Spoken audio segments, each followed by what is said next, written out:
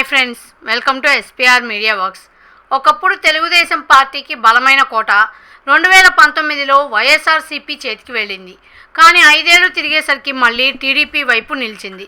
అసలు 2019 నుంచి 2024 మధ్య నందిగామ రాజకీయాల్లో ఏం మారింది? 2029లో నందిగామ మరోసారి టీడీపీ వైపే నిలుస్తుందా లేక వైఎస్ఆర్సీపీ బలమైన కంబ్యాక్ ఇస్తుందా? ఈ నేపథ్యంలో మా ఛానల్ ప్రిపేర్ చేసిన 2026 పొలిటికల్ అనాలిసిస్ని ఈ వీడియోలో మీకు అందిస్తున్నాం. అదేంటో మీరే చూడండి. ఎన్టీఆర్ జిల్లాలోని నందిగామ విజయవాడ లోక్సభ పరిధిలో ఉన్న ఎస్సీ రిజర్వ్డ్ అసెంబ్లీ నియోజకవర్గం. నందిగామ, కంచికచెర్ల, చందర్లపాడు, వీరులపాడు ప్రాంతాలతో కూడిన ఈ నియోజకవర్గంలో వ్యవసాయమే ప్రధాన జీవనాధారం.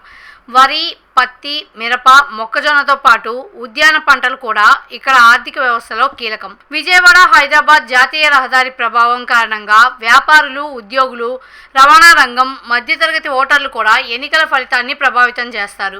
అయితే ఎస్సీ ఓటుతో పాటు బీసీలు, రైతులు, మహిళలు, యువత ఎవరి వైపు మొగ్గు చూపుతున్నారనేది ఇక్కడ అసలు రాజకీయ లెక్క. 2019లో రాష్ట్ర వ్యాప్తంగా వైఎస్ జగన్కు అనుకూలంగా బలమైన వేవ్ కనిపించింది.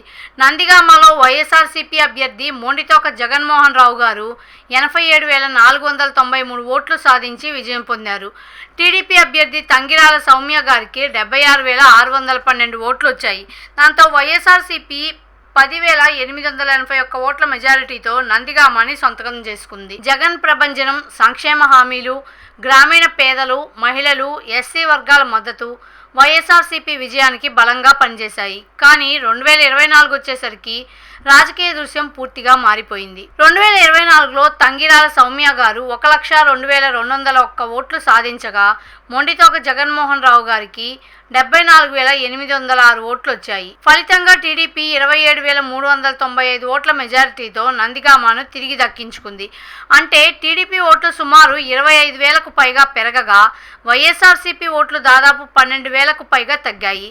దీనికి తంగిరాల కుటుంబ రాజకీయ ప్రభావము, పాత TDP cadre activation, TDP, Janasena, BJP కూటమి ఓట్ల సమీకరణతో పాటు అప్పటి ప్రభుత్వ వ్యతిరేక స్వింగ్ ప్రధాన కారణాలుగా కనిపించాయి. టీడీపీ వైపు ప్రస్తుత ఎమ్మెల్యే, ప్రభుత్వ విప్ తంగిరాల సౌమ్య గారు ప్రధాన నాయకురాలిగా ఉన్నారు. దేవినేని, తంగిరాల కుటుంబాలకు ఉన్న పాత రాజకీయ అనుబంధము, గ్రామస్థాయి క్యాడర్ ఆమెకి అదనపు బలం.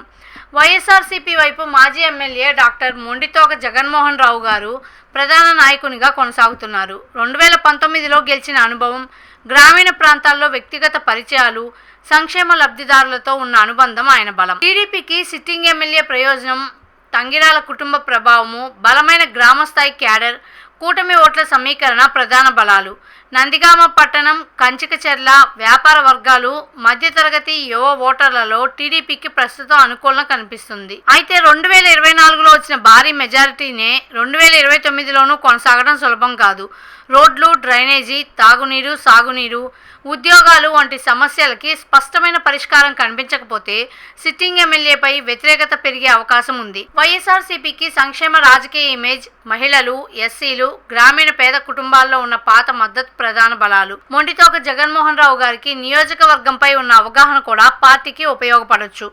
కానీ 2024లో ఓటు శాతం తగ్గడం, పట్టణ మధ్యతరగతి ఓటర్లలో బలహీనత, గ్రామస్థాయి క్యాడర్ని మళ్లీ పూర్తిగా యాక్టివేట్ చేయాల్సిన అవసరం వైఎస్ఆర్సీపీ ముందున్న సవాళ్లు. ఇక 2029లో గెలుపును నిర్ణయించే అంశాల విషయానికి వస్తే, మొదటిది తంగిరాల సౌమ్య గారు ఎమ్మెల్యేగా చూపించే పనితీరు, రెండోది ఎస్సీ కాలనీల్లో ప్రభుత్వ పథకాలు, స్థానిక నాయకత్వంపై ప్రజల సంతృప్తి, మూడోది బీసీ ఓటు సమీకరణ, నాలుగోది రైతులకు సాగునీరు, పంట ధరలు, పెట్టుబడి వ్యయం, గ్రామీణ రహదారులు, ఐదోది యువతకి స్థానిక ఉద్యోగాలు, నైపుణ్య శిక్షణ, ఉపాధి అవకాశాలు. ప్రస్తుత పరిస్థితిని పరిశీలిస్తే నందిగామలో టీడీపీకే ప్రారంభ ఆధిక్యం కనిపిస్తుంది.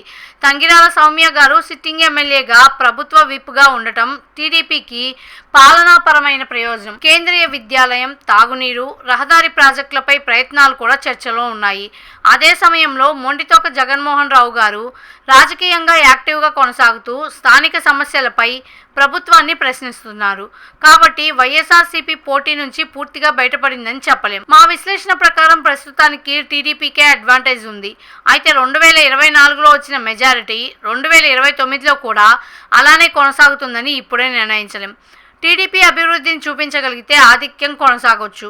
వైఎస్ఆర్సీపీ గ్రామస్థాయి క్యాడర్ని పునర్నిర్మించి ఎస్సీ, బీసీ, మహిళా ఓటును సమీకరించగలిగితే పోటీ హోరాహోరీగా మారుతుంది. ఒక కీలక విషయం ఏంటంటే నందిగామలో 2029 ఎన్నికని 2019లో జగన్ వేవ్ కానీ 2024లో కూటమి వేవ్ కానీ నిర్ణయించవు. 2024 నుంచి 2029 మధ్య ప్రజలకు కనిపించిన అభివృద్ధి, ఎమ్మెల్యే అందుబాటు, రైతు, యువత సమస్యల పరిష్కారము, అభ్యర్థుల ఎంపికే తుది ఫలితాన్ని నిర్ణయిస్తాయి. మరి 2029లో నందిగామ మరోసారి తంగిరాల సౌమ్య గారి నాయకత్వంలో టీడీపీ వైపే నిలుస్తుందా, లేక మొండితోగ జగన్మోహన్ రావు గారి నాయకత్వంలో వైఎస్ఆర్సీపీ సంచలన కంబ్యాక్ ఇస్తుందా? మీ అభిప్రాయాన్ని కామెంట్లో తప్పకుండా తెలియజేయండి.